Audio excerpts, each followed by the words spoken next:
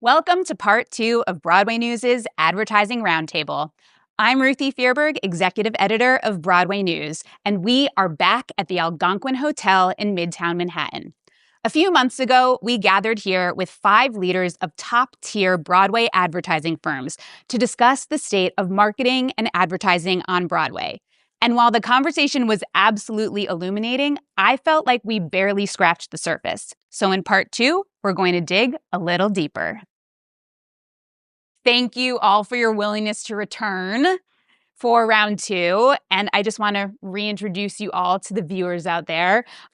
We have Matt Upshaw, Chief Executive Officer for Serino Coyne, Callie Goff, Managing Director and Chief Creative Officer for SpotCo, Ilene Rosen, founder of RPM, Jeremy Kraus, Managing Partner of Situation, and Liz Furze, Chief Executive Officer of AKA NYC.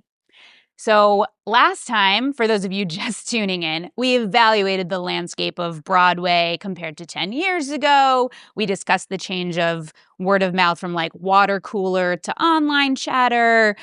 Everyone agreed that today the challenge is the time economy and like needing to hook people in 2 seconds and only having 15 seconds as opposed to 30 or 45, etc. We even talked about budgets, which was fun, if you recall. But at the very end of the conversation, we brought up the idea of broad reach versus programmatic advertising. And Matt, you were actually the one who specifically said that in regards to streaming ads, there were several Broadway shows you'd never seen an ad for, yet you were getting ads for women's beauty products, which no one in your home was purchasing. And I'll say personally, like I can say I don't get a ton of Broadway advertising. Like really at all. And although many of my tickets are provided through work, I have started purchasing more and more for people as gifts and whatnot. So my credit card information is in the system. My geotag has gone to theaters many, many times. What's going wrong here? And I'll start with you since you brought it up. Wow, pressure. Look, I mean, I think there is something seductive about the most measurable media that we have to employ, and there are so many different things that are measurable now. At the end of the day, I think it's not a one size fits all approach though for shows or for Broadway, and we certainly wouldn't espouse that. I think the idea that you can do a 14-week limited engagement with a star-driven, property, and only advertise in a mostly programmatic fashion to, what we would all identify as the lowest hanging fruit of Broadway buyers and be extraordinarily successful and be most efficient in the campaign, use the least marketing dollars to reach that goal, absolutely is the case. The difference is when we're thinking about launching shows that have aspirations to become Broadway brands, not limited Broadway success stories. And when we're thinking about Broadway brands or developing a brand, you have to contemplate that from day one. Not only do we want all of those same people that are going to buy the tickets to the 14-week limited engagement, but we are also advertising to somebody who is going to take a year to think about whether or not they're actually going to engage with you and buy a ticket to that show. But it's not a conversation you can start a year into the process. So from day one, you have to be mindful of the fact that we are speaking to an audience that is not going to be a return on that marketing investment for quite some time to come. I think it is exactly what you're talking about. It's like there are so many shows that come and go now, and yes, to reiterate what I said, is like I also, like you, certainly a lot of free tickets, but I buy tickets for myself and others. I'm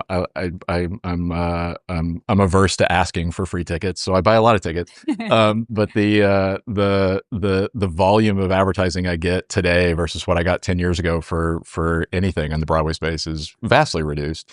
And I think that's also shown by like the amount of even when you think about long runners, the volume of outdoor that's going on relative to what it used to be. In some cases has reduced, not in all cases. I think we're in a land where, I don't know, you can call it the ROI trap. Like it's very enticing to go to the most measurable mediums And when you brought up CTV, like that is another, is like television, being able to buy television programmatically and more efficiently is super exciting. Obviously, it's a revolution in what television can be for anyone as a marketer. At the same time, doing so means that we are losing one of the biggest advantages that television brought to the Broadway landscape, which was reach across the tri-state area. So is it, to start with, as simple as limited run, particularly one, let's say that's 15 weeks, because that's often the standard, at least starting point. Is it as simple as limited run, programmatic to the low-hanging fruit, open-ended run, broad reach strategy? I think it's not as cookie cutter as that. And I have to say, I think all the agencies do a very good job at looking strategically at it on multiple planes. So Matt was talking earlier about just because you might be likely to want to see a show doesn't mean you're likely to purchase it in its first 6 months, right? I'm just using you as a hypothetical example. Use me. You might be someone who's going to wait for a review. So because our budgets are so limited, we have to be so strategic with every dollar. We're not going to spend money on people who we think fall into your category early on. I see. And so we might find efficient branding ways or use press to make sure you're aware of the show. That's the other thing that gets layered into what we do, is we're always looking at what's happening in the press landscape against the audience we're trying to talk to, right? So that's just like one little nuanced example, but we also don't look at it as like regular theater goers, non-regular theater goers. We all have the capabilities of being much more nuanced now and looking at things really behaviorally, and also looking at, if it's an IP, there might be like a niche audience that we know will be like first in the door, like wants to be there the first week of previews. They'll pay full price. They don't care. Whereas maybe with that type of IP, the musical theater goers, the multi-buyers might be, they might need more incentive. They might need to hear more about word of mouth. So the pacing of when we talk to people is also really factored into this. And it's nuanced for every show. It's not just like musicals are this way and limiteds are this way. I'll also say that, you started with what's going wrong, what's the problem. I think, and Matt hit on this a little bit, and so did Ilene, but the budgets that we have to market a Broadway show, like compare it to a movie, for instance, it's so small compared to that. And now we are putting that budget in so many more places than we used to. Right. So when you say, why am I not seeing the Broadway ads on the streaming show I'm watching? The reality is we're not spending nearly as much. I mean, you're seeing pharmaceuticals, you're seeing beauty products, because they're spending millions of dollars on CTV and all of that. So we got to look at the fact that we have the budget that we do, and we have to go to many more places, unless you make a strategic decision on putting it all here.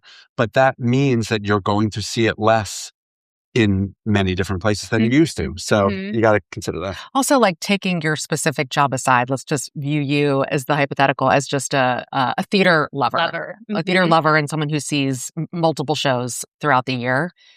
We don't have to spend money on you on a streaming platform to make sure you know about a show, because we know you're going to maybe see it on Playbill, or you might like read about it in the New York Times, right? So we have to be so judicious about how we're using those bigger branding dollars, like outdoor, like streaming, like radio, like linear TV. Yeah. And like you're saying, in terms of programmatic, the targeting can be so specific that just because, to a layperson like me, when it comes to advertising, even though it may seem like I should be getting a lot of advertising, what you're saying is it's segmented so much more specifically that you are really able to, like you're saying, to target the person who buys right when things go on sale. Well, like for your on sale date. Yeah. Like you started the question with like, what's going wrong? Yeah. And I actually think it's intentional. It's what's going, no, I actually think it's what's going right. I actually think it's intentional that shows aren't spending money targeting you over and over again, because you don't need that ad to know what's happening in the space. Yeah. I guess I also just think a little bit, though, that like I work in this position that I do, and I won't name the show, but there's always, and this happens every season, where I always look at that IBDB page and upcoming shows and I go, what is that? that's a part of the season. And so I guess part of me is like, if I am as inside as I am, and I am thinking, what is that? I don't know what this is. I haven't heard about it. Then I worry what the person who is much farther removed, but again, may be interested in that property, may or may not be seeing. Mm-hmm. But I think to Eileen's point, you will inevitably, we assume, end up hearing about that via Instagram, because I via go to a friend, IMDb. or via a coworker, and we don't have to use our precious small budget necessarily to chase you. So there's also like systemic reasons why that might be the case. Sure. For example, right, like theater producers are finding out later and closer into their first preview that they're getting a theater. So there are many, many examples. I can imagine we can all think of them where you might be seeing that because it was just announced and we were just hired, right? So we're like playing catch up real fast to throw this thing on sale and get it on sale. And we've decided we're going to save our money. This is the other thing, actually, part of it is we've all seen that people really don't start purchasing tickets until 4 to 6 weeks out. So we're not going to start spending money until much closer in. We have to think about the pacing that way. So there's like all these other factors that play into it. Yeah. I have one build and then we should move on to another question. But I think not just one of the other challenges that we're all experiencing is not just bifurcation of platform, it's also bifurcation of audience, right? So as our audience becomes more geographically diverse, which they are right now. Like we've seen with the reduction of suburban audiences that we're having to spread our reach a little bit further. I think from that respect, there's just a smaller percentage of the audience pool that we're targeting. So money and spend goes into, I mean, particularly in the kind of programmatic and digital space, you're targeting people that have already shown an interest to purchase so much more. So if you've been to the website of a show, I bet you've received an ad. So I think that's another component. Ruthie, go to chessbroadway.com. I was going to say, like, and then we'll know. The website is the challenge. Yeah, exactly. You're acting like I haven't already been there, but chess fan. You've been blacklisted from like everybody's advertising. Like, targeting. She's coming. No. Yeah, that's the thing. You know I'm coming. But this also brings us to a point where I feel like you have at your fingertips more data on audiences than ever before. And I'm curious what data has been most useful, why, and how are you using it, and what data do you also like want to continue to get your hands on that will help you be continually more and more effective? So why don't we start with what data is most useful right now? I'll start with you, Callie. Yeah, I mean, we're able to understand who our audiences are and how they behave, so where we can reach them. I think what's important is we actually have so much data now, so it's really important about having the human side of it too, like having very smart humans knowing what question we're asking of the data and then what we do with that. So we talk a lot, my digital team and I, about how data is great information, and as a creative, I find it incredibly helpful. But it's not an answer. It's not a solution. So, so I think it's been incredibly helpful, though, to understand behavior. And also from a creative perspective, we can see pretty instantly what's resonating with people and can you give an example of that? Of like a time when you put something out, looked to the data, and it either confirmed or helped guide you to refining? Yeah. So speaking of chess, we put out an ad. I had this a gut instinct coming out of the opening that, we should be really embracing, obviously what the reviews were saying, what we were hearing from audiences, which is another point of data. We survey our audiences so we understand their responses coming out of the show. And people were really enjoying the kind of the music, obviously the performances, and the fun of it came as kind of a surprise, the kind of sexy fun element, because I was going to say the cheekiness of Bryce Pinkham's arbiter narrator exactly character. And I think there's like inherent irony in the show that's called Chess is actually really sexy and fun. So a lot of reviews had said, oh, it's banger after banger. And so we made this ad, one night in Bangkok, banger, banger, banger, banger. And I loved the ad and we put it out. And for the first few days, my digital team was like, it's not working, Cal. And I was like, oh.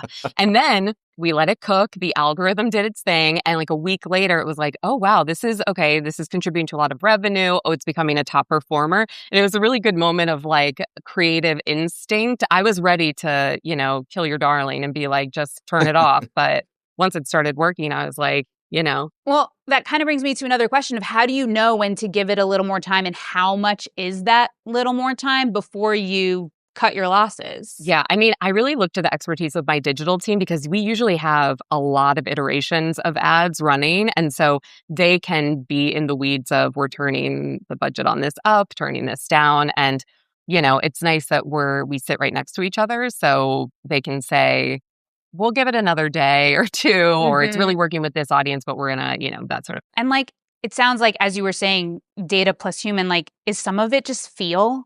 100%. Okay. Yes, absolutely. That's why you got to hire professionals. I think it's also context though, right? So all data is good data if you're asking the right question, as I said. I think having the question, framing the question and going to the data for the direction is better than looking at the data for potential answers when you don't know the question. So that's the first thing. I think the second thing is data is that much more useful when you know what's good and what's not good. And I think being able to frame the data that you have within a context of expertise to build on your point of that's why you go to the experts is what makes that data valuable. Otherwise, it's just numbers on a page. So what are some, like, are there a list of questions that you have that you are looking at the data, approaching the data with on every show, or like your starter questions, or is there a new question given every moment? I think there's some standard things that you're going to look at because it's going to give you a marker of how successful the campaign at large is or not, and what might be working. If you've got a challenge with broad brand reach and sort of general interest for the show, is sort of inbound interest versus conversion. So there's a kind of general pool of ways in which you might go to the data to tell you how your campaign at large is performing. But I think once you start to get down to individual shows and in the individual times that they're at within their campaign, it's much more specific than that. And I think that is when you're much more about, is this kind of creative working for this specific audience type, and therefore why, and what more can we do, or what less? How should we be doing less? Ask you to offer an example if you can. So you brought up like if general interest is lagging. I don't know if you want to pick something that's now closed or is something that turned around, but if you are lacking in general interest, what's the question you have and how are you looking at the data to answer that question? Or what data? Yeah, I mean, I'm not going to speak to a specific show, but I think when you get a lot of information in the first days and weeks of putting a campaign on sale. So that is the time when the potential audiences will have probably the least amount of information that they're ever going to have about what this show is. Right, because it continually It builds as it goes. So you can know what you expect in terms of website traffic, in terms of social intent signals, in terms of on sale wrap days that are going to give you a basis of how hard you're going to have to work to educate audiences to get them into the consideration funnel. Right, to understand where your baseline is. Okay. And so once you know where that baseline is, what is the question you ask? There's also like we do, I think we all do it in various capacities, but post-show surveying. And there's some very specific questions that we're asking in that to really understand who are our likeliest word of mouth spreaders, who are our most emphatic, who's liking the show so much, what they're saying to people when they're leaving. So how they feel about it when they walk out the door and what they're telling people. And we all use that data in a lot of ways. We use it to impact creative messaging, but we also use it to say, okay, maybe we need to like shift actually to this demographic and let go of this demographic. Because these are the people who are really responding in real time. Yeah, correct. Actually, I can give you a specific example because it did turn around and I adore it so much. So I would never say anything bad about it. But Beetlejuice, we saw big turnaround example. Big turnaround during previews right after opening, we were struggling to find the audience. We looked at the post-trip surveys who is enjoying this? And it was a more casual theater goer. Was it an inbound tourist? It was, people with family members of a certain age, meaning older kids. And we were like, okay, forget the multi-buyer. We have to leave them behind. It's not for them. And let's get an army of the people who do like it in. And eventually, honestly, the theater goer was like, I guess I can, I guess I have permission to like this. So it's an example of using the data to chase who was enjoying it. And then convince the client that that's the right strategy. Yeah. That's the other part. Yeah, of course, because part of the reason they've chosen to produce a show is because not only did they like it, but they think they know who they can sell it to. And there's always a target audience coming in. Otherwise, you wouldn't be producing something because you wouldn't think it's viable. So, yeah, it's a big persuasion game. And I think that's where the human aspect of it, too, comes in, because data, even predictive data, is looking backwards. It's based on what has happened in the past. Even if you were to ask me my purchase intent of a show, it's based on my own past experiences of what I enjoyed or what I predict I will enjoy. And I think if we were looking strictly at data, a lot of shows would never have been produced because, they just, on paper, it doesn't sound like it would work. Yeah. And so I think we have to be careful with data because it shouldn't limit us in taking risks, basically. Yeah. Jeremy, Situation does a ton of surveying and data collecting that you present out. I'm sure like all of you are doing data collecting. Situation does a lot of presenting of said data, which I've tuned into. I'm curious for you, what perhaps of the last 6 months, maybe year, have you really found indicative of where audiences are that has sort of changed perhaps an overall strategy or a specific strategy on a specific show that you were like, oh, we're seeing this generally, let's try it out here? I think the thing that we've seen a lot of recently is, as we've been surveying and doing research on audiences that don't typically go to Broadway, from concert goers to sports goers, there's a lot of opportunity there that I think is still untapped. And we can be working harder to get to audiences who are looking to go out and have an entertaining night out. Totally. No matter what that form of entertainment is, with families or on a date. And I think that there's been a lot of research that I've seen recently that talks about the idea of the value, what you're willing to spend money on if you think you're going to have a good time. And I think we have an opportunity now in what's being produced on Broadway that there is a lot more for a lot wider audience than there used to be. And I think that we can, there is the element of wide appeal. And I think that we need to kind of make sure that we are attracting new audiences. To what Liz was saying, we're losing some audiences from the suburbs, the people who normally came to Broadway. We have to refill that with new people. And so that's I also, every time someone tells me Broadway is expensive, I say, really? No one sneezed at paying $400 to go see Lady Gaga's Mayhem Ball in the moon of Madison Square Garden. Not like good seats, right? Like in the moon. And then you'll have, we do that once or twice a year. But a lot of people do Broadway only once or twice a year. So it's that gap that I'm saying. And also, I mean, I mentioned this last time, where I don't think we have an expense problem so much as we need to communicate the value of what people are seeing on stage. And I think it's absolutely worth at least $100, but much more. So I think you're getting a bargain on Broadway. But I'm really heartened to hear about that, like what the research bears out, but also how it's influencing who you're looking at to bring to Broadway. Matt, it sounds like you want to add something. I don't know. No? No, I mean, honestly, I think if we unpack the data question, I feel like that could be roundtable 2, 3, and 4. But to like, just as a little splash of it, I think there's a lot of ways to attack that. I would say first thing is like all data is not created equal. My first skepticism is anything that is based on survey data. If you asked me how many times I go to the gym, I'm going to tell you 3 times a week. If you have access to my Equinox card, you'll learn that that's once every other week, and I'm really proud of that.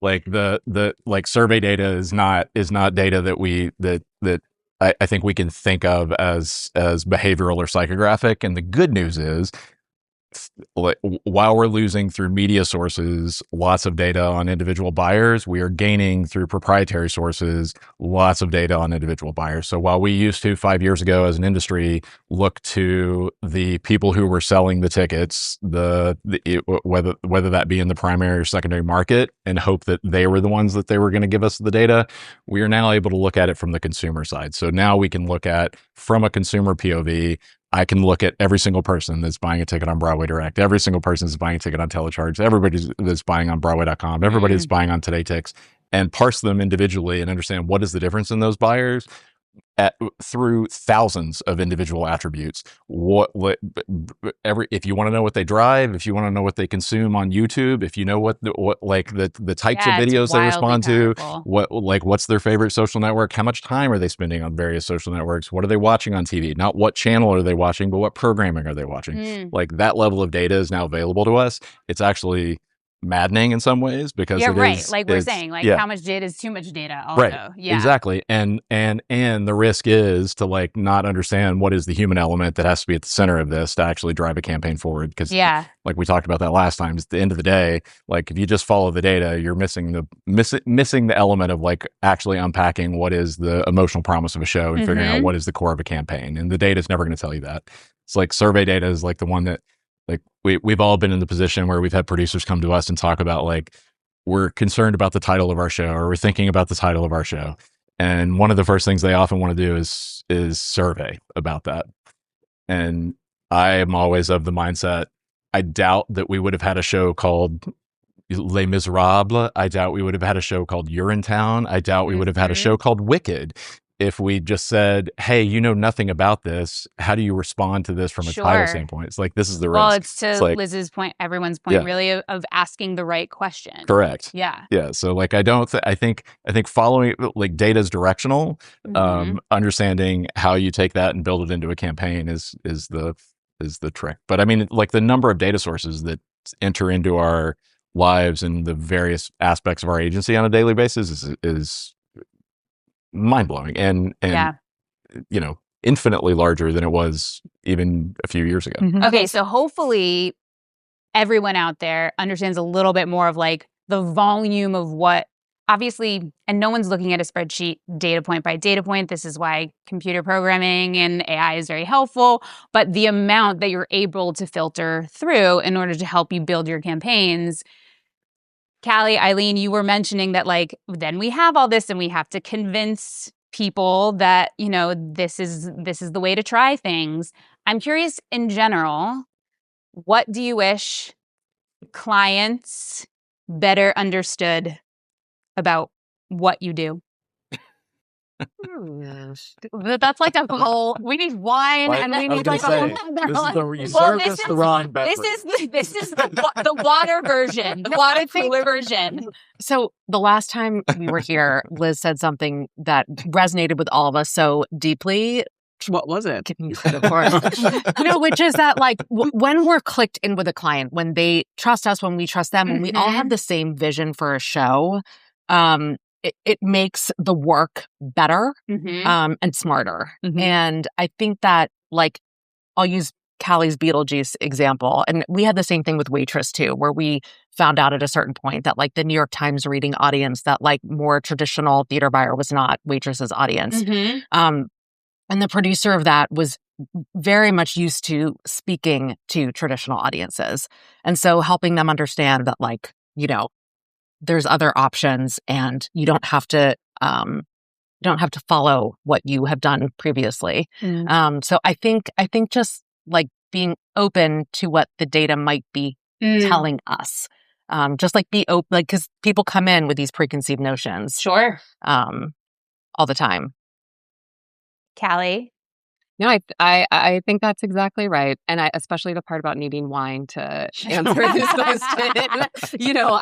Luckily. And other people pretend it's wine. I feel I can say this. The Beetlejuice producers at the time were ready to try anything. So I feel like there's two moments in a show that can be kind of freeing for a marketer. One, when it's a huge hit and they're yeah, let's try it. And one when it's well, we better try something. So we were a little bit in this camp of like, let's try something. So, and like I said about then giving it permission, I mean, they very quickly then the Tony nominations came up. They were nominated for 8 Tony Awards. Like, it, it reinforced that there's an audience for this, and giving the theater goer permission to like it by having an audience of ambassadors worked. Sure. I'll go there with one. Yeah. Which I hope is not too political. That sometimes good work takes time. I think that we're in an industry, and I'll speak to anyone that works in our shop or kind of comes into our shop about the nature of the fact that we're selling perishable goods. And if you can't sell a ticket for tonight's performance, you're not selling it tomorrow. And that's probably a mantra we all have our own versions of. So there's a speed that is required in the work that we do, and that can sometimes be in conflict with making the very best thing that you want to make. And I think that dynamic, we have to move quickly, but it's the classic. It's a good, cheap, and quick. Thank you. Dynamic, I think, is one that is often a challenge, because we all want to work as fast as we can work, but we also want to do work that's effective. And sometimes those two things are intention. And the problem is there's less time than there ever was before, given the industry that we're in. And you can put things out tomorrow. Correct. And also that you don't have time to let something sit and bake and wait, because there is less time after you've opened to become a hit. And you just, with costs as high as they are, there's less of a leash. And also that the culture has gone towards more and more instant gratification, next, right? So it makes sense to me from both top down and bottom up that's something that you're battling with. Yeah. Matt, is there anything you want? And we can also frame it as like, there are many people who want to become producers. There are many people who are actors and just want to understand how their show is being advertised better. So I also I say clients very broadly, like, what do you wish the industry understood better? I would go maybe a little, hopefully not repetitive, but like the goal of building campaigns versus building flash in the pan moments, and the value of what a campaign can be, and understanding what that means also from a media standpoint is definitely a thing that I think is, I think the enticing nature of so many of the media opportunities conflicts with the understanding that a robust campaign will ultimately have a much greater return. And so I think that is a thing that, it's hard to prove out in the landscape of Broadway. It's easier to prove out with, our institutional clients, where you change a media mix and you can actually show year over year dramatic difference in return. We took over the MoMA account and added outdoor and some other broad reach elements. Within 6 months' time, we're showing significant double-digit percentage increases, not only in who's walking through the door, but things like membership revenue. Like there is proof, and it's also, we are an insular industry. The larger advertising industry has no problem understanding this, as a principle, and certainly puts it into practice. It is just by virtue of the fact that our product is often a product that comes and may go very quickly. Right. The budgets are never what they really need to be to do that sort of brand building that you would want to do. There is just such an enticing aspect of making sure that you're sitting at that sort of lowest common denominator execution that I think is that if I was going to identify a single frustration, I think that would probably be it. Can you 101 this terminology for me? When you say what's available for the, you said something, what's available for the moment, the availabilities for the moment may not be what is necessary for the campaign. Does that mean the outside billboard is literally not available? Does that mean the resources for a photo, is that an asset to you? No. I think what I was getting at is the idea of wanting to do, there is a place for anything that lives in a stunt category, a moment of attention category, to the extent that you're adding people to the mix that you're going to still be able to build a larger campaign and a larger relationship with. I think my point being is like, I think there can be an inclination to try to move from stunt to stunt to stunt, without ever being mindful of the fact that like that only works if it's riding on the backbone of a cohesive, full arc, full-throated strategy. Long-term campaign that, Okay, that makes sense. I'll add, in terms of what our clients and what we wish that they would maybe think a little bit more about. We went from a place where we were pushing, 10 years ago, look at the numbers, look at the data, look at what the return is that I can get on this ad. And now we've trained many to the place where they look at the numbers and they say, but this only has a 2-time return on my ad spend. I'm used to seeing, this at 5 times. And so let's not do this anymore. But the reality is like, there's a lot of reasons to do things beyond what is the money you get back on the dollar you spend. And that's a thing that I think we've gone too far in that direction of an over-reliance on last click attribution. Exactly. And just getting them, and they're always, there's a whole campaign, to what Matt was saying, that we need to look at, and there's a reason to do that ad or go after that audience, even if we're not going to see. Right. I think that's what you were saying last time, that like, well, you may not see the click-through on this Instagram ad, but that doesn't mean the Instagram ad isn't working, because maybe someone saw the Instagram ad and then also saw something else, and it was the accumulation of those things, and they clicked, on the second thing. So I think, it brings the point back around for sure.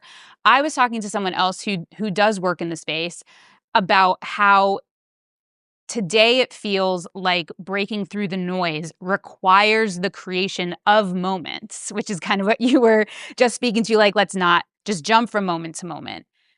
Is there a way, and do you think that perhaps the approach is to make moments, but that are part of a larger campaign? Or do then we just get into a place where everyone is moment making and they all blend together again? Like, I'm trying to think of what is a moment? What is a moment, and what stands out? You could argue the Wicked 20 campaign was a moment. It was full-throated. It was about embracing a point in time, but it had huge success financially in advance of the films coming on the scene. Like, that was a moment, and it was embracing a moment. I think when you're talking about moment, it's like a flash in the pan. Like, what do we, let's plaster the city for a day, and like, what's the it's like those things have a place to build when you're trying to build an initial audience, I think, but again, they don't survive if they're not on the. You know where I go. I'll go. You go. I'm a fan of campaign moments. I think with limited budgets, it is a strong way to strategize a campaign that allows you to get more out of each spend or each tactic that you put into market. I think having a campaign tentpole that could be based in PR and building a media campaign around that moment and everything laddering up to that moment allows each dollar you're spending to get a higher return than it might otherwise have got. So I do agree that those campaign tempo moments need to ladder up to a wider strategy in terms of what you're trying to do. And that strategy, if it's for a short run play, can be very much grounded in, we have to sell this many tickets in this time frame at this ATP, right? Or a bigger intention of brand awareness for a show that's coming to market, and audience awareness across the different segments that you're targeting. But building moments to capitalize on, I guess, each individual element of the campaign, I think is important. I think the sort of extension of that is, are they moments that matter? So I think to use the Wicked 20 campaign, I think there's a huge fan base for that musical, and obviously that fan base grows with the movie releases, that hold a huge amount of nostalgia around the first time they saw that show, who they saw it with, the second time they saw it, and being able to make a moment out of the fact that this show has now been here for 20 years and it's a Broadway staple. It matters to people. It's meaningful.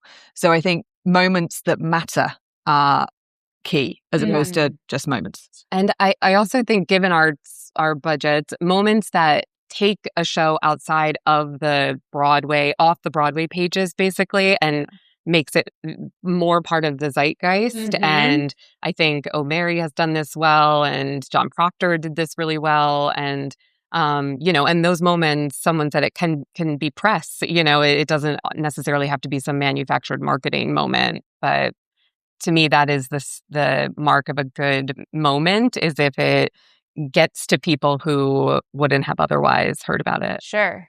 Ilene, did you want to add in from Liz before? said exactly what I was going to say, actually. that and synergy. probably more beautifully and articulately than I did. So she did, yeah. But I also, and just to add, I think we call it moments, or sometimes we talk about it as like creating heat around an important tentpole moment. And that can be like a content drop too, which I think all the agencies do really well. So I don't think it has to be thought of so traditionally as like a huge, necessarily a massive. Well, I was going to say, like, even to rewind, do you have to create the content, the asset, with the idea that it's a moment, or can you piggyback Sometimes when both. Yeah. Okay. All the above. Yeah. And especially when it comes to, let's say, I mean, you brought up the example of Wicked 20, but when you're launching a new show and you have to create essentially a moment out of thin air, I'm also thinking about, and this is something that AKA has done with like the Arts Insider, of the account that is follow this and we're going to show you multiple shows instead of having to only build the social following of a show from scratch. But essentially, like, you're always going to start, you always have to start from zero at one point or another. And so is moment making key to launch every time? I think, just to use that analogy specifically, I think having the sort of starting at zero from a socials perspective is having the ability to do collaboration posts and to do something in collaboration with a partner. And that partner could be a member of the cast, a member of the creative team, or a Broadway outlet, or a press outlet, right? So that will allow you to get, and one of the reasons we launched the Arts Insider was so that when we're launching a show that otherwise doesn't have that many opportunities for exposure, we can uplift the campaign of those launches. And we've done that successfully on a few different shows. But I think being able to kind of do moments allow for collaboration with other brands. And that can be news outlets, it can be the brand of the celebrity that's in the show, or it can be an actual consumer brand, but it allows for a brand to come in and help amplify your reach. And maybe Titanic might not be the best example of this because it was off Broadway and therefore there is a following. But I have noticed that, I mean, every single one of those posts as we're leading into the show coming into the spring Broadway season, like pretty much they're all a collaboration with Marla Mindell, your leading performer. And so, yeah, I think, gosh, what did we do before there were collaborations on Instagram? We ran a full-page ad in the New York Times, and it sold $300,000 worth of tickets. But that also goes to and I think Liz makes a good point of other brands, right? So you would argue that Marla's audience are very keyed into theater already, and that's great. And so we can get a wider reach there. But if you have a brand that maybe has tons of followers that are not always coming to Broadway or knows what's happening on Broadway, that's a really good way to reach a wider audience, as we go back to what we were saying before, of needing to go after people who don't normally go to Playbill or go to Broadway News and always kind of know what's happening. We need to hit them in ways beyond just our advertising through people they trust. Right. And to Callie's point, like in terms of entering the zeitgeist, like I thought it was great when you had a Titanic video of like the Golden Globes, and we're going to harken back once again to Titanic because James Cameron and Leo DiCaprio are nominated. Or like yesterday when I saw on O'Mary's channel, I know I'm talking about all Instagram and all social, and there's more to advertising than that, but it's present. Not according to Broadway League. It's present mind. But I loved the photo of Jinx and is it John Morrison who were sitting like Ariana Grande and Johnny Bailey instead of looking at, Surratt, they were looking at the George Washington photo on the set of Oh Mary. It's just like the responsiveness to what's going on outside of, let alone the show, but even Broadway and theater itself is always what's going to, first of all, like make a theater goer laugh and feel like, oh, we're cool. Theater is not just niche, but then also speak to the person that thinks theater is niche and go, oh yeah, right there. But also, we're talking about Instagram, and yes, the lead came out to say that it's the most kind of influential place people find out about Broadway. But I will say, we also do need to prepare for 10 years from now. Like, I have a 13-year-old at home. They're not watching TV. She's not watching TV. Is she looking at Instagram? She is looking at TikTok with me. But this is the thing that I think so interesting with that data stat that just came out. Broadway League data, it came out like a month ago, cited Instagram as the way that most people now learn about Broadway. And it was interesting to me in the sense that we're talking about audiences getting younger and Instagram is talking about their audience getting older and how those things play as we look to the next 5-10 years, I think is something that's, I think, right. We because as just like my advertisers need to be generation careful. looks at Facebook and goes, that's all old people. I also know that that's coming for me. And they're going to go Instagram. Oh, that's And all they already for old are. people. Like, they already are. It's done. Yeah. So that And not for just nothing, wait, TikTok generation, until you're the old ones. Like, what is the self-selection swing on league data as it relates to who responds to that survey? Good. Like Very good point. Like it's probably not the 20-somethings. TikTok generation is probably not responding to that survey. To the Broadway League survey in the theaters. Of the people. Yeah. Outside of specific advertising that you're pushing out, I also like to think about what people can see when they seek you out. And I'm thinking about show websites more and more, specifically because AI is scrubbing, more and more sources, including show websites, but it's not like it's weighted more than others, at least not yet. We don't have a place where like a verified source is going to weigh in more to AI. Maybe that's to come. Anybody out there? LLM developers, just saying. Quote Broadway News, not Wikipedia. But it is a place where you can contribute at least something that is going to be scrubbed by search engines and AI alike. And I was thinking about how I was going to actually the Signature Theater in Arlington, Virginia, and I was thinking about literally how to get there and how far is it from the DC train station and things like that. And how many regionals have a getting here section of the website and how many Broadway shows do not. It's like we're at the Ambassador Theater, we're at the Belasco, and at the very bottom it's like on 46th Street, right?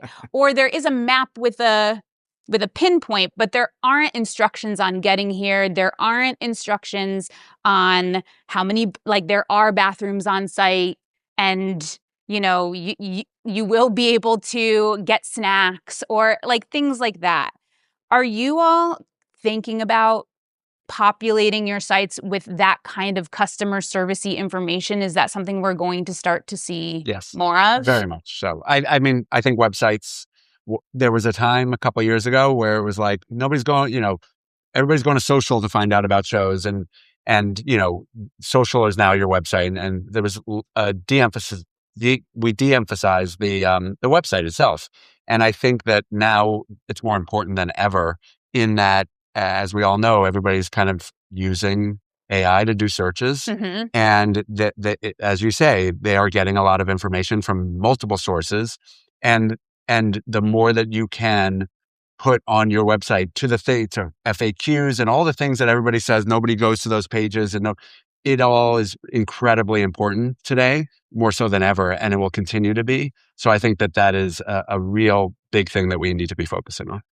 Other than, I think it's it obviously varies dramatically based on property, right? Like the 14-week star-driven play doesn't have a lot of people coming who are curious, what time should I arrive before the curtain? Like but the show that's been running for several decades has a lot of people that want to know if there's a dress code for going to this Broadway show. So I think, understanding your audience, I mean, these are vastly different audiences, and making sure the site is a customer service tool that is attuned to the likely audience that you're trying to actually serve. Yeah, I is mean, very personally, important. I'm always checking that site because curtain times are changing all the time. And no matter whether I have the email or the marker in my calendar that shows it to 7:30, I will double check that day because I do not want to be late. And I'm going to the show website because I know that that's the only place that it is signed, sealed, But even the beyond the logistics of it, even the selling tickets and trying to get in front of an audience, right?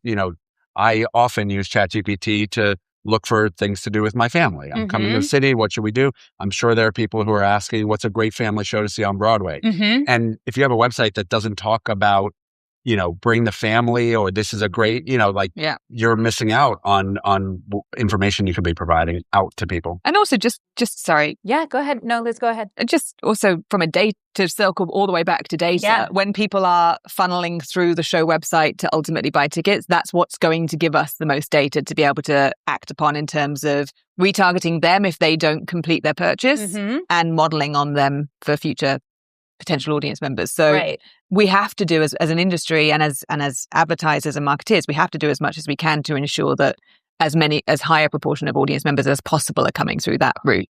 That makes sense. Matt? Yeah, no, I was going, you touched on the whole, what is the AI impact of all this and the LLM impact of all this, which I think is super fascinating for anybody in the marketing industry these days. If you look back at all the retail data coming out of Black Friday this past November, there was the rudimentary stuff. Sales were up. As it turned out, number of purchases were down. So we were buying less things at more money. Okay, that's a interesting tidbit. The most fascinating tidbit was the 10x growth in the number of people who were arriving at the item they purchased that were driven there by an LLM, not by a search traffic or as a reference from another website. Wow, 10 times more. Yeah, and I mean some I think some of the data was actually even more dramatic than that. But and to your point, is what are they scraping from websites? Why are they not getting it from Broadway News versus? But it's a legitimate question, and it is it's when we were all trying to figure out SEO decades ago, I guess at this point, figuring out what that black box was. It is the 100%. New black box, and the black box is even darker and more mysterious. Yeah, and there were the SEO box that we were looking at. There were search engine optimization classes for journalists of how to write meta tags. Exactly. Absolutely. But that for tagging, for headlining, for all of those things. And so there's fun exercise, pick 10 shows and go on Google and say what is XXX show about on Broadway, and see what it decides to give you. And almost always will deliver you a video that is also about said show, and what those are things we should really start caring about, because that's having a space. Well, I was going to say, so aside from being able to control the FAQs and the very clear textual information on a show website, when thinking about AI and the resources it may scrape, how are you conceiving of what you need to focus on in your work to cater to AI in general, but the large language model search habit? I mean, at this point, it's the Wild West. So it'll change over time, but it's again, fragmenting where our efforts have to go. We have blogs and sites that nobody's ever heard of that are showing up first when you're searching on ChatGPT for, what's this show about? And so it's just right now, it's trying to get as much content out there from the official source in good places where you'll hopefully show up. But right now, a lot of it is uncontrollable. Is AI, Luddite here, remember. So is AI you're saying it can serve you a video. So is the input literally all content that's on the internet, including any photo, video, everything? So every asset you guys all create is considered in whatever it's It'd be lovely if it taking was from. only the assets we create. Sure. That'd be really great. Sure, it's also the Reddit threads and the Yeah, exactly. yeah. Everything's fair game. The reliability of sources and the mechanisms by which it chooses are not nearly as clear as what it was when we were trying to figure out the SEO game. You know, we have sister agencies we work with that are becoming experts in trying to figure out how to optimize the LM, and a lot of it is trial and error, and it doesn't seem to be consistent across brands. So there is a lot that you have to figure out, but it is, And it's not always right. Yeah. You went onto ChatGPT and said, "Tell me the new musical's coming to Broadway." Oh yeah, This it season. is. You're not going to get an accurate answer. You know? Correct. But let me tell you, as a consumer, but a lot of people are doing it. yeah, I mean, as a consumer, I use it all the time and I take recommendations from it. So like, and I'm an educated person who works in this industry and works in entertainment, but I'm still using it for suggestions and I'm trying things. So, you know, I'm sure as it continues to get more and more used, as it will, it's going to have a massive impact in people making decisions. And right now we have little control over it. It's going to change over time. I was going to say, I will say that as the outsider, I am optimistic though, because there was a moment in time when with social media, it was like the algorithm, we don't know what the algorithm is. We don't know how to use the algorithm. They keep changing the algorithm. And now I don't want to say like you've entirely cracked it because they keep changing things so that it's, you know, not permanently crackable, but you guys have ways to figure out the algorithm and use it to your advantage. And so if you were able to adapt that way, I'm like, okay, give it a little more time. You're for sure going to adapt this way. I feel like everyone here has gone through like every aspect of the technology revolution, going back to 2000 and whatever, aging all 2000. of us. So I think it's exciting, actually. Like to Jeremy's point, it's exciting to see where it's going to go. It is going to change. Yeah, it's just happening faster than anything has ever happened before in our careers. Like, there's no question that this is the velocity of it is incredible. I'm also curious, as you are, right, like you get a client, you make work for them. And yet, not 10 minutes before this panel started, there was a couple sitting in this lobby, and I started talking with them, and a woman said, "What are you setting up for?" And I mentioned Broadway, and she says, "I haven't been to a show in 40 years." And I'm like, "Well, you're in New York. You're like it. We're on 44th Street. Walk down the street. Go see something." And she's like, "I don't really think there's anything for us." And talking to her more, I ended up making 3 different recommendations for things that I legitimately think that they would like. Did you tell her Cats is coming back to Broadway? I don't know that she's the audience for this particular Cats based on her preferences, but I did mention Masquerade. And I did mention maybe Happy Ending because I think that, you know, if she was looking for classic, like there's a lot of Rodgers and Hammerstein influence there. It is a very traditional love story. And I also said Chess. If you're into like that, the 80s, if you know, right now, traditional doesn't necessarily mean Rodgers and Hammerstein, Lerner and Lowe. It can mean Andrew Lloyd Webber and like the British Invasion. Yeah. So, and I didn't even pay you to say that to her. That's why there will be wine in your glass next time. But you know, that idea of, again, the awareness that she's walking around Times Square and she has just kind of, there is the barrier of like, this is someone who's written it off a little. She's not out looking what is for me. But that being said, the idea, I mean, I subscribe as a lover of theater and an observer of a lot of theater that I don't like as well, that there is something for everyone. Not everything is for everyone, but there is something for everyone. And so even though you have to be very focused on selling your specific shows, I'm curious what, if anything, if you have ideas about a solution for the person that doesn't know what they're looking for or thinks that what they're looking for doesn't exist, or look, Broadway is here. Broadway in general is here for you. Like the welcoming of Broadway rather than this show, because obviously you're selling the messaging of a show. It's a big question. Yeah. I do think that. Well, you know me. No, I will say like that. I'm making some presumptions about the age of this woman based off the data that you provided. Sure. I do think it's harder for that generation because they're not as internet savvy. They're not used to researching things online. I do think that as you start to age down and you get into wider pools of people, I mean, even my mom who's said, oh God, I'm not going to say your age, Mom. Sorry, I'm not going to say it. It begins with an S. I'm not going to say it. My mom who's an older, distinguished, very sophisticated, very young-looking woman. But even she's become quite like internet savvy in her research, and so I do think that like it doesn't have to be a problem that we solve. I just think naturally the more younger generations are just much more.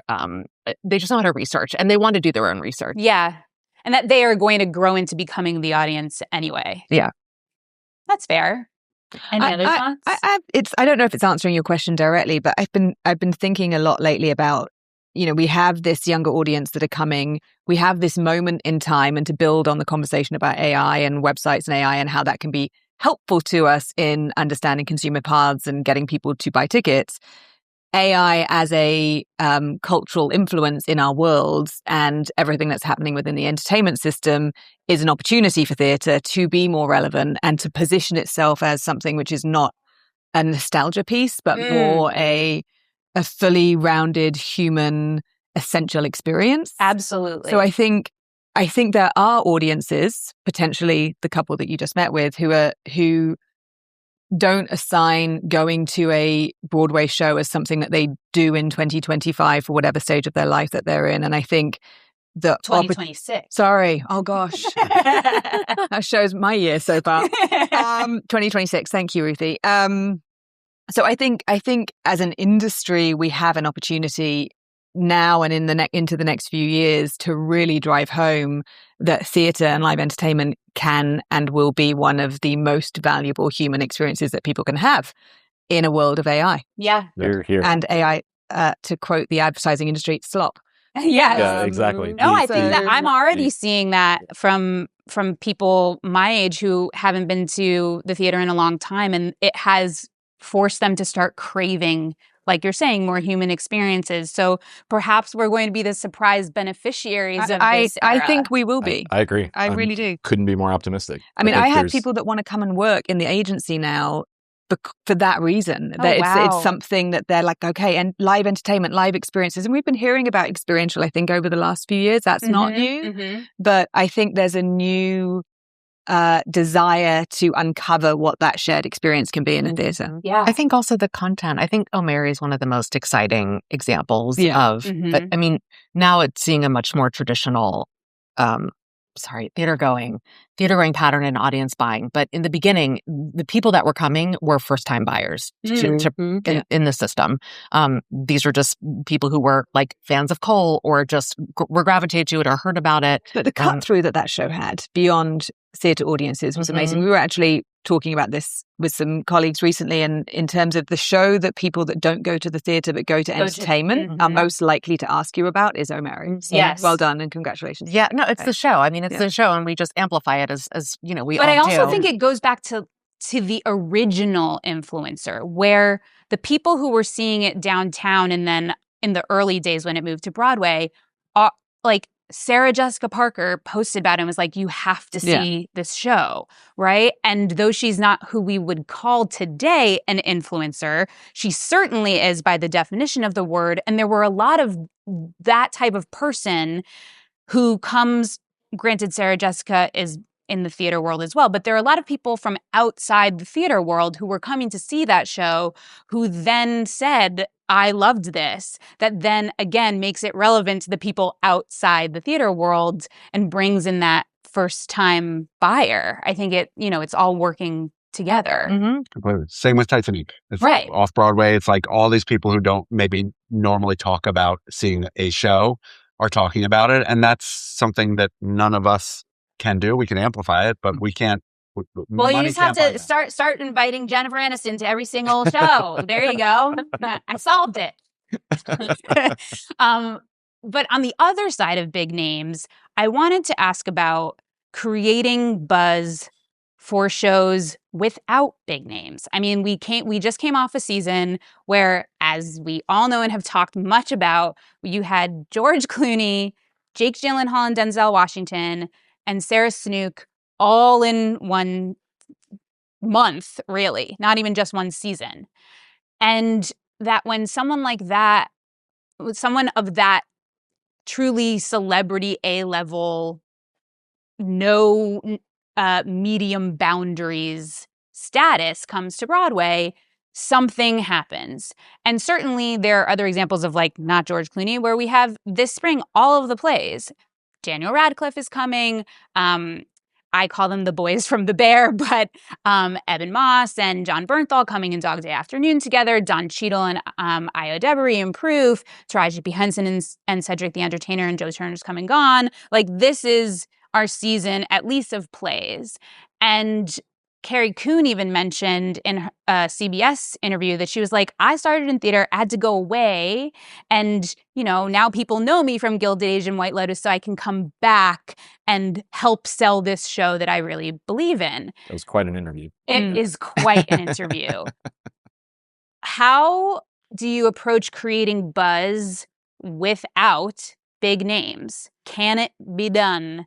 And I guess Omeri is the example. But there's so many without it being an anomaly. Going back to what Liz was saying, and I'm going to reference something we were talking about earlier, like looking at these tentpole moments, creating heat. And that is what we do. That is what we all have to do all the time. And so I think all the agencies have gotten very good, particularly for musicals that don't have stars in it. Like we're starting much earlier now. We're releasing content earlier. We're building brands earlier.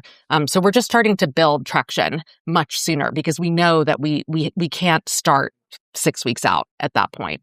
So like we're working on a show, a new musical that doesn't have any celebrities attached to it at the moment called Wanted that will be coming, you know, at some point in this year. Which I've been following since it was at Signature Theater in Arlington. Yeah, under a different title, and it's fabulous. We have been putting out content, slowly building the brand for a year for that show or more. We now have almost 20,000 people signed up on the newsletter website, and that's just all work that all the teams have collaborated to make happen. But every agency has examples like that. That's kind of like the thing, the magic that I think we all do all the time. That's some good hope. But yeah, I mean, for me, we rep a lot of the shows that you just referenced, and I think that we sometimes hear in the industry, you know, what does it mean if we're only bringing stars to Broadway? Well, I will say they're talented stars. Like, we as theater goers are not suffering because big names are coming to Broadway. But I also think when we talk about Broadway as a brand and how do we sustain as a brand and continue to get the brand of Broadway out there to people that might not be considering themselves regular theater goers or even occasionals at this point, celebrity-led, star-led properties allow us as an overarching industry to get into the minds and hearts of potential audience members that might not otherwise have considered it to be an entertainment choice for them.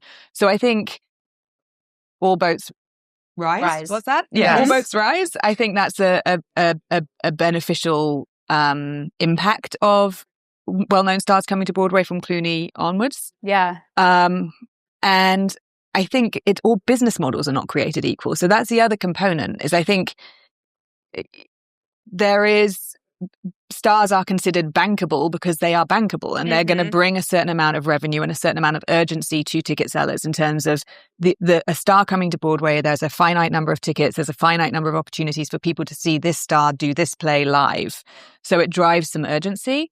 I think the business models of shows that don't have that caliber of star in it are not always created the same way that a business model of a show that does. And I think that's a component that one should, as a person that's listening to this podcast, consider when looking at the grosses of shows that don't have stars in it as compared to a show that does. But I will say nothing makes me happier than the longevity of shows in the zeitgeist and in the culture. I mean, like, it is you can watch television and movies, and it is very clear that everyone started by watching theater, right? Like, you watch an Aaron Sorkin TV show, which he's a known theater buff and like a major in theater at Syracuse University. But like, he's both throwing in Oklahoma references and like really like obscure, like, I don't know, not exactly Drat the Cat, but like that level of kind of thing.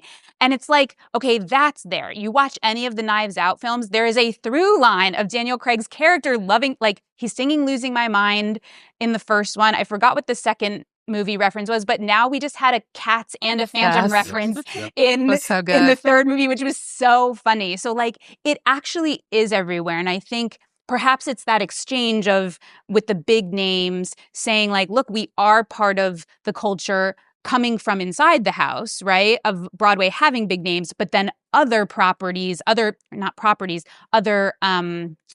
fields of culture referencing back to us that continues to feed the relevance of Broadway and theater in a really incredible way. I want to finish off with a question that I promised I would ask last time, but I didn't. And so we'll go round robin. What? It's not how old my mother is. It's not how old your mother is. Great. Okay, good. What is a Broadway campaign that you wish you ran? It could be one of your contemporaries here at this table, or it could be from 60 years ago that you just admire. But I always love, like, you watch the Billy Joel documentary and Bruce Springsteen's like, I wish I wrote that song. I forget which one he named, or like Paul McCartney will name like someone's song that he wished he wrote. What's the campaign you wish you ran and why? Oh, I'm Matt, not. You can start first if you have an answer. I'm not ashamed to say Chicago. That's the one. Like it is. I think it redefined. I think it created new opportunities for future campaigns for Broadway. I think it opened the aperture of the way that we can think about what an actual campaign for a show can be.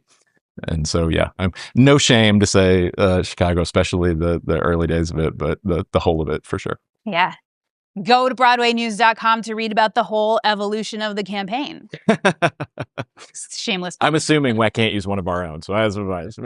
No, you can't use. Well, you could use a Serino one. You just can't use one that you worked on. Oh, okay. All right. Yeah, just not one that you're admiring from afar. Yeah. Callie, I go have for a it. few. I mean, I Name them all. admire so much of the work that everyone does. I feel like, well, the most obvious answer is O'Mary, because I feel like you all did such a good job of committing to what it was and not being afraid of what it was and not explaining too much what it was. I desperately had to see the show and I really did not know what I was in for. And I went anyway because there was so much heat around it. And kudos to whoever wrote Truth is a Mother for Oedipus. Yes. Oedipus. Oedipus. Yeah. Yeah, but I always, admiring lines and the content you all are putting out. Ilene. There's a lot, actually, but the most recent one I can think of. Well, it doesn't have to be recent, but go for it. Well, it's just the thing that I'm thinking of that comes to mind because I love the show and I love the campaign was John Proctor and the Villain, which Callie helped lead, but it was such an awesome play and the campaign was just so well done. It because when we see content, we kind of we know and understand that they had this one big content day, but they just got hundreds of different shots and they didn't play by the rule book of okay, we're going to go into this content day, we're going to get 6 photos and we're going to get 2 videos out of it. They got so much stuff. So my feed was just constantly new photos, different things, different angles, it was awesome. Thanks, Ilene. Yeah. I loved it. It was great. I'm just honored to be nominated with all of you. But I will say Death Becomes Her. I just think that visually, from the just very clear, consistent, I kind of want to lean in and I want to just really, I want to see the show just based on pure visuals. And I think that the rollout of how that campaign rolled out was very successful. In the world of video, that's really saying something too. Yeah. Yeah. I love that. Mine was also John Proctor. I think I mentioned John Proctor last time. I just, from loving the show, I think the screaming, the photo that you had, which I guess was a key art, was on the playbill, the screaming shot, I thought was so smart in terms of what it said and specifically what it didn't say. So I'll say that. And then just to mix it up, I'll say when you do a pitch and you're I want that one. I really want to work on that. is Moulin Rouge. Like Moulin Rouge, the opportunities that you have in terms of the world that you can build and how you can like push that out. And it's been a great joy watching to see how that campaign's rolled out over the years and to continue to see it shine. So yeah. Let's talk about pitches. Why? Where's the line? I think that's exactly the right place to end it. I mean, I think, and I want to reflect on the ones that you just chose too, as well as like just in terms of not that you can't ever mimic what happened before. You do that and you're almost surely dead in the water because it's a copy. But the lessons that you can learn about being totally itself, like you were saying, Callie, or diving into world building as just like principles to consider when you all are creating campaigns, when your collaborators are thinking about campaigns. I will say one of my favorites from back in the day was like the early days of social media, Gentleman's Guide to Love and Murder. I loved that campaign. The jib jab style of the videos. David Hyde Pierce, I think, did the voiceover at one point, and you were like, this is right. And you were like, this is, oh, I know that voice. That means comedy, and that means zaniness, and that means quirkiness. And then they started what, again, people will try, but will never be able to truly replicate, but wishing every single Broadway show a happy opening by like Another Way of Death was not only fabulous in like creative and copy, but I thought was so smart strategically and like, you are not opening. Nothing is happening. There's no new casting. Nothing is happening with your show. And yet you've made yourself relevant on someone else's big night every single time. And I thought it was genius. So kudos to that team. Kudos to you all for keep going in this very difficult industry. I can't wait to see what comes 2026. Thank More you wine. all. Thank you. Thank you. Thank you. Thank you.